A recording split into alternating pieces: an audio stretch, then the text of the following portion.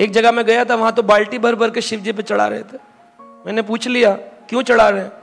कह रहे हमारा रोज का नियम है 1 गिलास जल चढ़ाते भगवान पर, लेकिन पिछले 15 दिन से टाइफाइड हो गया था तो आज बाल्टी भर के नियम पूरा कर रहे हैं। अब ये धर्मचारी हैं। हाँ, धर्मचारी मध्य बहुत कर्मनिष्ठ, बहुत सारे कर्मनिष्ठ मिल जाएंगे, कर्म करेंगे फल, कर्मकांड कोटि कर्मनिष्ठ, ऐसे कोटि कोटि धर्मचारण करने वाले लोग हैं। मध्य एक ज्ञानी श्रेष्ठ, कुछ मिलेंगे जो कहेंगे ठीक है अगरबत्ती दिया भी करो लेकिन आत्मा को जानो, एक मिलेगा, एक ज्ञानी।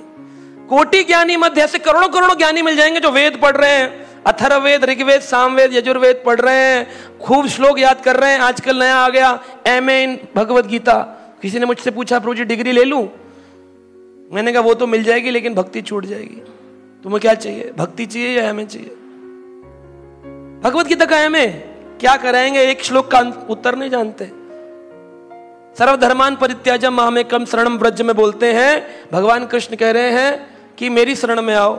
तो वो कृष्ण नहीं कह रहे हैं, वो क्या कह रहे हैं? वो कह रहे हैं मेरे अंदर जो परमात्मा उसकी शरण में आओ। ये तो व्याख्यान करते। बोले क्यों? बोले व्रज, व्रज का अर्थ क्या है? माम एकम शरणम व्रज, मेरी शरण में जाओ। अनुवाद क्या है? व्रज का अर्थ क्या है? जाओ।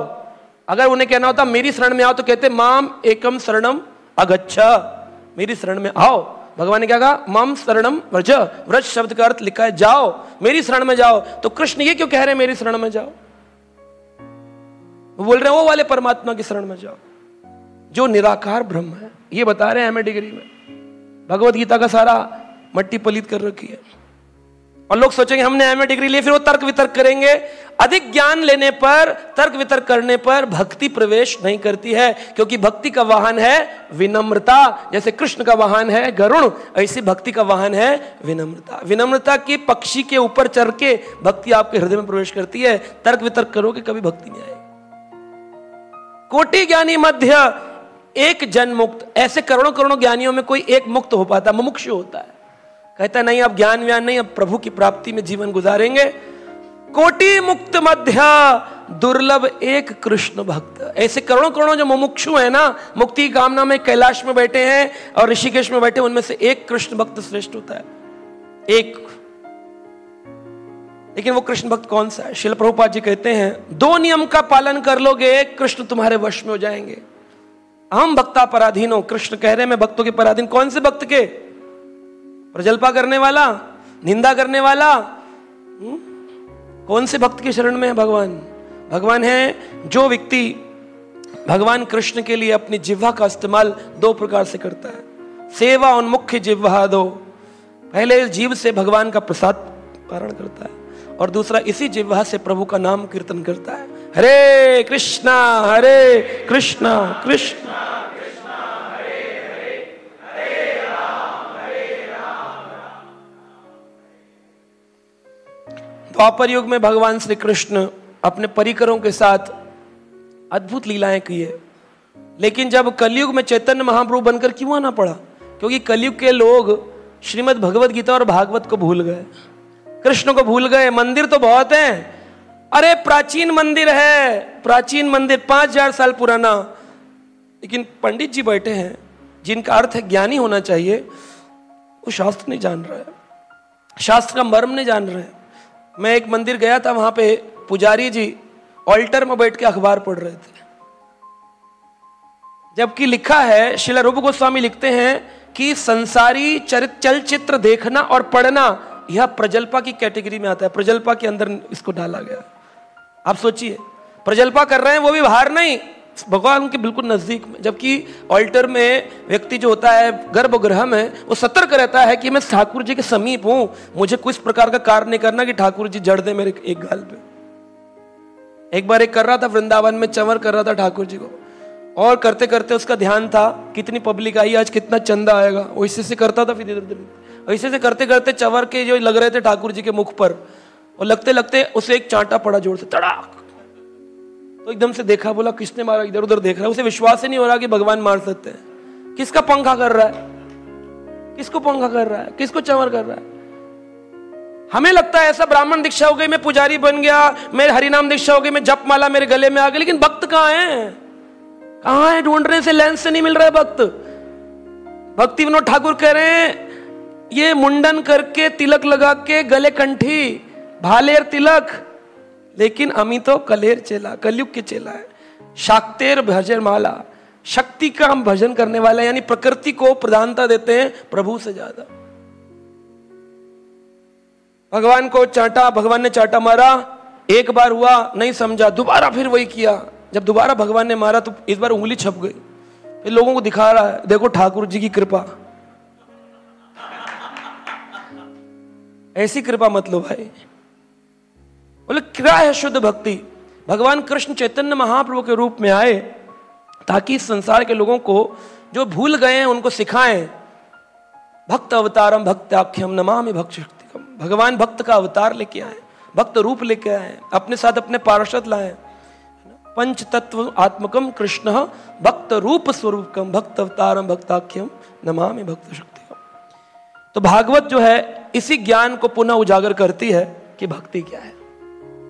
धर्म प्रोजित कैतवो अत्रो निर्मत्सराणाम सताम।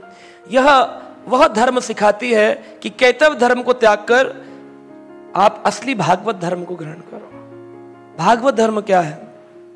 कहते हैं श्रील रूप गोस्वामी कि अनन्य आचार्यों ने अलग अलग ग्रंथों में अलग अलग रूप से शुद्ध भक्ति का वर्णन किया है कि शुद्ध भक्ति क्या है, भक्ति क्या है।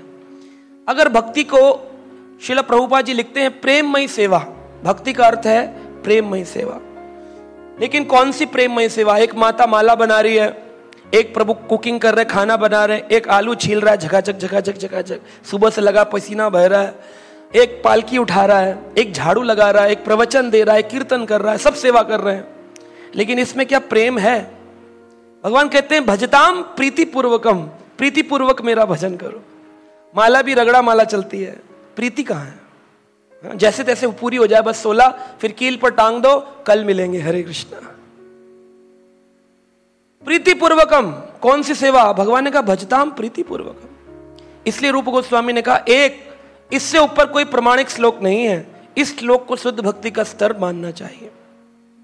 अन्य अभिलाषिता शून्यम ज्ञान कर्मादि अनावृतम अनुकूलेन कृष्णानुशीलनम भक्तिर उत्तम। उत्तम भक्ति क्या है?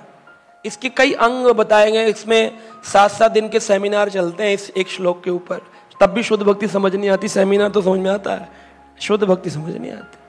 अगर शुद्ध भक्ति इतनी सरल होती तो फिर भगवान ये नहीं कहते कि सहस्त्रों में से कोई एक तत्ववेता होता है। हर व्यक्ति तिलकधारी धर्मचारी तो होता है, लेकिन वह भक्त नहीं होता।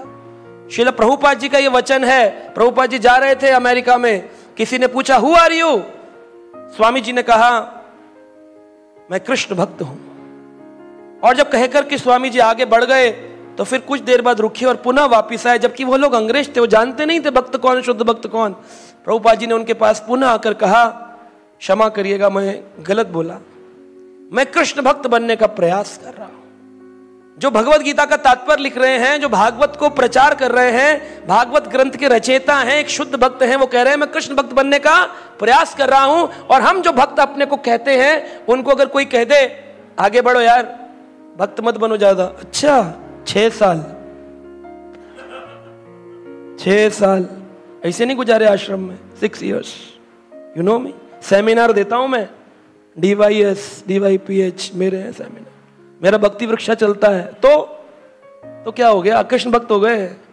अन्य अभिलाषिता शून्यम ज्ञान कर्म आदि अनावृतम अनुकूलेन कृष्ण अनुशीलनम भक्तिरुत्तम। इसकी परिपाटी पर आना पड़ेगा। क्या है? भगवान कृष्ण के लिए सेवा करनी है बिना किसी अभिलाषा के, समझ में आती है। ज्ञान कर्म आदि अनावृतम, ज्ञान और कर्म की आवृत्ति नहीं होनी चाहिए। आवृत्ति यानी ढका नहीं होना चाहिए, न तो ज्ञान से न किसी कर्म से। कि प्रभु मैंने आपका भजन किया, इसका फल है मेरे परिवार में कोई बीमार नहीं पड़ना चाहिए। एक्सीडेंट हो गया, कैसे? तुम्हारी भजन करने पर भी एक्सीडेंट कैसे हो गया? क्या आप मेरी प्रार्थना नहीं सुन रहे हैं? छोड़ो, किसी और मंदिर चलेंगे, कृष्ण भक्ति बेकार है। कर्म की आवृत्ति से ढका हुआ व्यक्ति हमेशा कर्म का फल चाहता है। तो कहें उसको कृष्ण का आश्रय लेना चाहिए था, लेकिन उसने किसका आश्रय लिया? जिस वस्तु की कामना से तुमने भजन प्रारंभ किया, तुम उस वस्तु के आश्रित हो, कृष्ण के आश्रित नहीं हो। क्योंकि उस वस्तु की पूर्ति होने पर तुम कहोगे कि मेरा भजन अच्छा हुआ, अगर वो वस्तु की पूर्ति नहीं हुई तो तुम दुखी हो रहे हो। इसी कारण से कृष्ण को कहना पड़ रहा है, जो मुझे एक बार प्रसन्न कर लेता है उसे कभी दुखी नहीं होना पड़ता, क्योंकि तुम दुखी हो रहे हो इसका मतलब तुमने कभी कृष्ण को प्रसन्न।